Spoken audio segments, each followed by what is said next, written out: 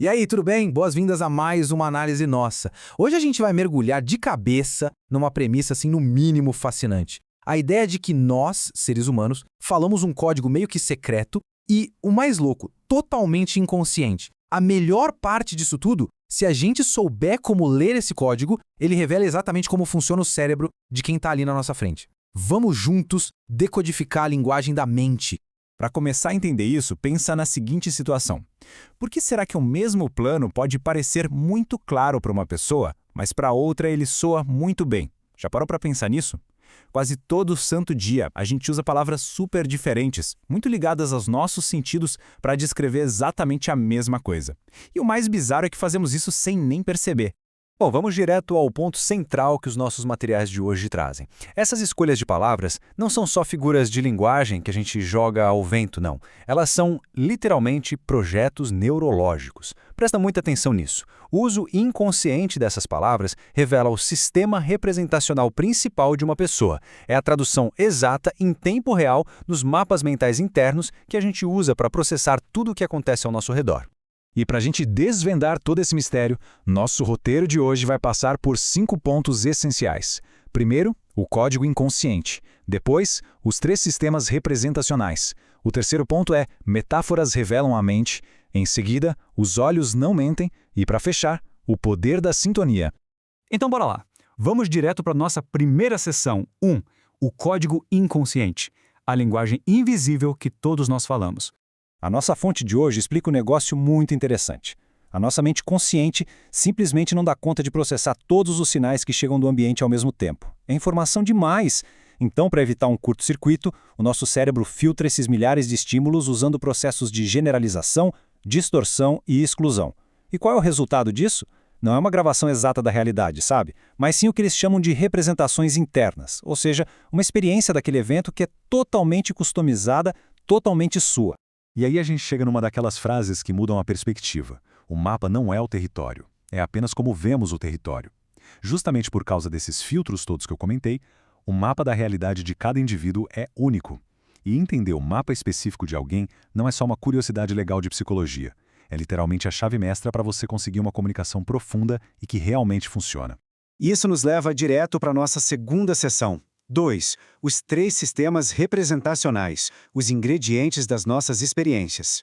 Mas afinal, quais são os blocos de construção, os ingredientes que formam esses nossos mapas internos? Olha, a gente até recebe informações através dos 5 sentidos, né?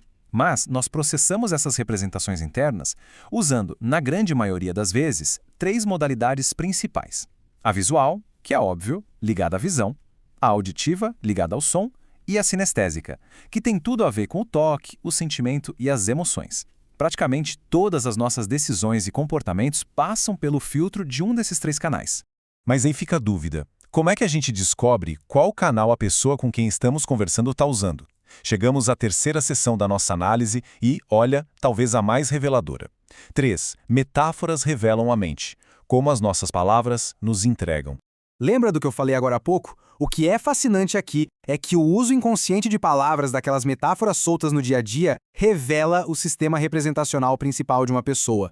Quando alguém diz, eu vejo bem isso, soa bem ou peguei pesado, essas são pistas claríssimas. Pensa nas pessoas primariamente visuais. Elas costumam falar bem rápido. Sabe por quê? Porque elas estão tentando acompanhar a velocidade das imagens passando na cabeça delas. Então elas soltam coisas como, vejo o que você quer dizer, ou tá tudo claro. Agora, quem tem um pensamento mais auditivo já fala num ritmo diferente, mais cadenciado. Eles têm uma voz mais ressonante, escolhem as palavras a dedo e dizem frases como isso soa bem pra mim, ou então fez um clique.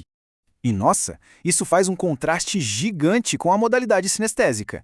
Enquanto a galera visual e auditiva processa tudo mais rápido, muito focada no que está vendo e ouvindo no ambiente, as pessoas sinestésicas processam o mundo bem mais devagar.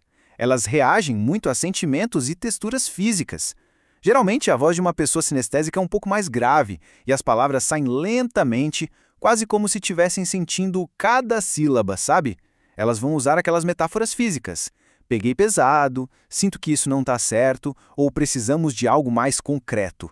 O uso que elas fazem dessas palavras está literalmente mostrando como a realidade se organiza dentro da mente delas. Só para deixar bem claro, todo mundo usa um pouco de tudo, tá? Visual, auditivo, sinestésico. Ninguém é um robô programado em um modo só. Mas a real é que a maioria das pessoas tem um sistema dominante. É como se fosse o porto seguro delas. E quando a gente consegue identificar esse sistema dominante prestando atenção nessas metáforas, a mágica acontece. A gente passa a se comunicar com a pessoa nos termos dela. Isso facilita a conexão num nível absurdo. Tá, mas e se só prestar atenção nas palavras não for suficiente? Bom, aí a gente vai para a nossa quarta sessão. 4. Os olhos não mentem. Lendo as pistas físicas. Sabe aquela velha expressão, os olhos são as janelas da alma? Por incrível que pareça, neurologicamente falando, isso é muito preciso. Quando a gente observa os olhos de alguém, a gente está vendo um mapa sistemático de como a mente dessa pessoa está trabalhando naquele momento. Movimentos específicos dos olhos estão diretamente ligados aos processos visuais, auditivos e sinestésicos. Olha só esse detalhamento no diagrama para entender como isso rola. Essas pistas de acesso ocular acontecem toda vez que a gente busca uma informação lá dentro da nossa cabeça. De forma geral, para uma pessoa destra comum, olhar para cima acessa o canal visual. Não importa se ela está lembrando de algo ou criando uma imagem nova na mente. Olhar para o lado, ali na linha horizontal dos ouvidos, acessa os sons, o canal auditivo. E olhar para baixo acessa os sentimentos do canal sinestésico. Ou então aquele nosso diálogo interno, que eles chamam de auditivo digital.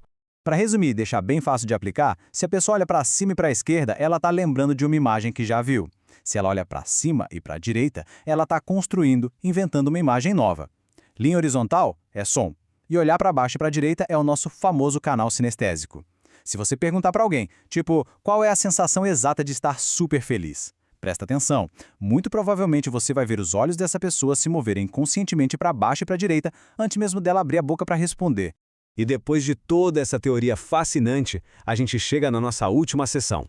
5. O poder da sintonia, construindo um rapport profundo. Os textos que embasam a nossa análise de hoje têm uma frase que eu acho fantástica. Estratégias são como o segredo do cofre dos recursos do seu cérebro. Imagina tentar falar super rápido, jogando um monte de imagens com uma pessoa que é sinestésica e que precisa de um tempo para sentir a ideia. É literalmente a mesma coisa que tentar abrir um cofre digitando a combinação errada. A mensagem bate na porta e simplesmente não entra. Então, como é que a gente descobre a combinação certa para abrir esse cofre? O material nos dá 3 passos práticos. Número 1. Ouça ativamente as metáforas que a pessoa está usando. Ela está dizendo eu vejo, eu ouço ou eu sinto. Número 2. Observe os movimentos inconscientes dos olhos nas pausas da conversa. E número 3. Ajuste a sua comunicação para combinar com a modalidade primária da pessoa. Quando você reflete o modo exato como a mente do outro trabalha, o resultado é um rapport instantâneo. É uma conexão super profunda. O que nos deixa com um pequeno desafio, uma reflexão para você levar daqui. Na sua primeiríssima conversa, depois de ver essa nossa análise, tenta decodificar essas pistas. Presta atenção se a pessoa ali na sua frente está vendo, ouvindo ou sentindo o mundo. Usar melhor os ouvidos, observar de verdade os olhos e adaptar a nossa linguagem são coisas simples, mas que podem revolucionar para sempre a maneira como a gente se comunica. Muito obrigado por acompanhar a gente nessa jornada incrível pela linguagem da mente. Um abraço e até a próxima!